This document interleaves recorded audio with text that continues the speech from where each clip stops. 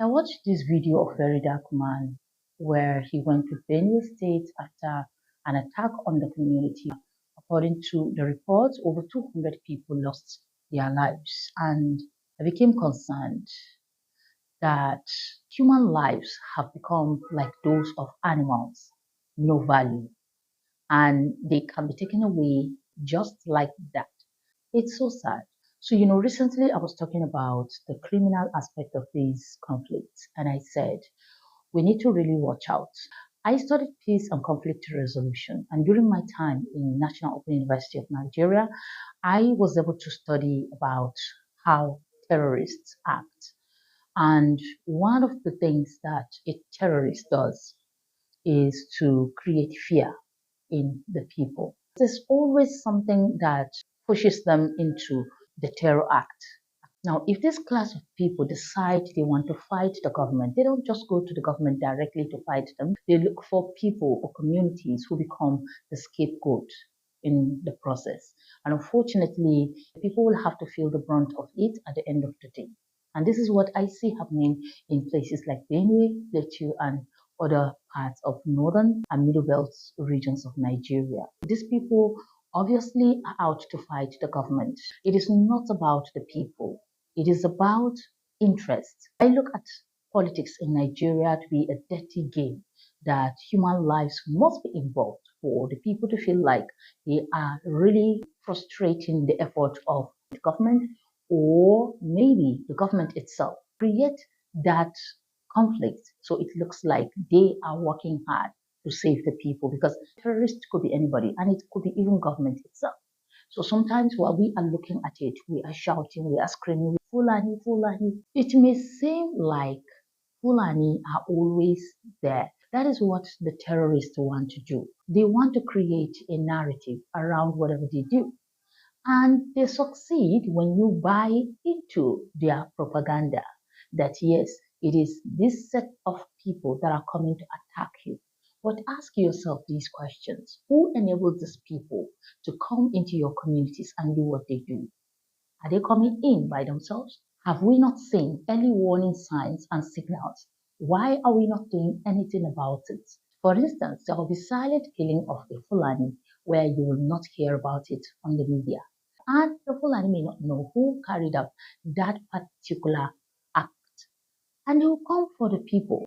I have seen situations in Plateau State where such activities happened.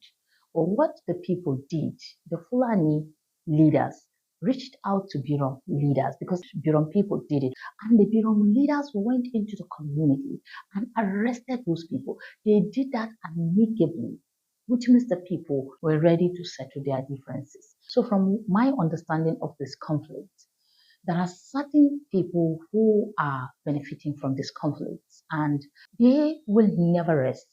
I want us to look at it holistically because as much as we want to cry out and we want to give ethnic profiling to this, we need to also apply wisdom in understanding what is happening. You see these happenings in northern Nigeria. If you don't go to the root causes of these situations, you begin to cry foul and you continue to dance to the tune of the masterminds of these conflicts. Conflict merchants, I call them. They create unnecessary conflicts in our communities to draw attention or to deviate attention from something they want to do or they are doing just so they can be crying and fighting each other while they continue to do whatever they are doing. It is unfortunate for me that every time these conflicts happen, you would hear Fulani, Fulani. And I ask the question, who really are the people behind this? I have every reason to believe that yes, it is Fulani that are carrying out these activities, right?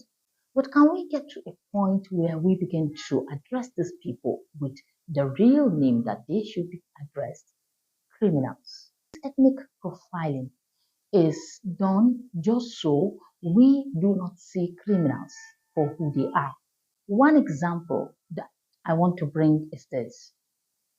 The same very dark man posted a video in Abuja where a man who owns an estate decided to bring certain criminals to the communities, and they call them Fulanis.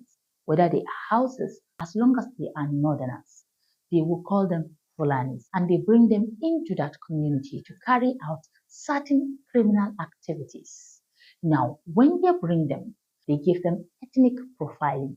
And the moment you buy into that, these people succeed because they successfully divided us between ethnic lines. So we begin to point accusing fingers on certain ethnic group. And before you know it now, we begin to have some frictions among us. We no longer trust a certain ethnic group. But is it true that these are the people that are carrying out these activities, this particular ethnic group, or criminals? Now, address criminals for who they are, whether they are Fulani, whether they are Hausa, whether they are Igbos, whether they are Birons, whether they are Babur, whether they are whatever forms of ethnicity they are identified with. We will treat them as the criminals they are, not with their ethnicity. If you do that, it means you are against the ethnic group, and that is not good for us. During the kidnap of the father to the former governor of Benue State, if at that point all we believed is, say, Fulani came and they kidnapped this man and they unalived him, you know that we wouldn't have ever known that the mastermind behind these killings are actually his church member, a close relative, someone that they hold so dear. They wouldn't have known. But these people, they penetrated the community because someone enabled them. What this guy did was to employ the services of these people who have made themselves criminals to go into that community and carry out their own biddings. And they succeeded in it. What else were they looking for? Was to create that ethnic profiling.